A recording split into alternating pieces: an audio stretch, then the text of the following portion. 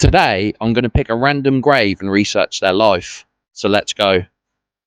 We were in the Hardwick Cemetery in Kings Lynn, looking for an interesting grave. I've chosen the grave of Edward Pratt, who passed away in 1945, aged just 16. So I'm going to go home, research his life, and see what I can find. His full name was Ronald Edward Baden Pratt, and he was born in 1828 in Kings Lynn, Norfolk. To Edward Pratt and Florence Copeman, he was their first child, and they had another son, Ray, in 1933. Their father was a fisherman, and he skippered the fishing smack Stag's Head. In 1939, he was living with his grandparents at the Lodge, North Lynn. But by 1940, he was living with his parents at 5 Lansdowne Street. And by now, he was working as a fisherman. On the 1st of May 1945, Ronald was on the fishing smack the Stag's Head, and he headed out into the Wash.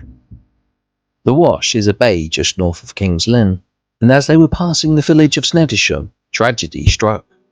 The newspaper reported that Ronald Edward Baden Pratt, 16 of 5 Lansdowne Street, was killed by gunfire from an aircraft while with a fishing boat in the Wash on Tuesday.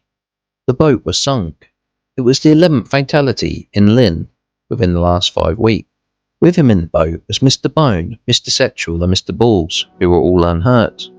The body was brought back to Lynn by Pratt's companions, in a rowing boat which had a sail which he had made. Pratt was the elder son of Chief Petty Officer Edward Pratt, who had been in the Royal Navy Volunteers Reserve for 34 years, and the youth's one ambition was to join the Royal Navy. Ever since he was old enough, he had been in the Sea Cadets. He had been employed by his uncle, John Pratt, as a fisherman.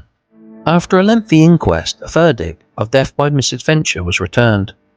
It went on to say Pratt was killed by machine gun fire from an American aircraft on Seal Sands off Snettisham on May 1st. The jury added a rider that the danger area around the target should be extended to avoid future similar accidents. His death shook the whole community, and his funeral was held at a packed-out St. Nicholas Chapel. Our last stop was to pay our respects, so rest in peace, Ronald. You will be remembered.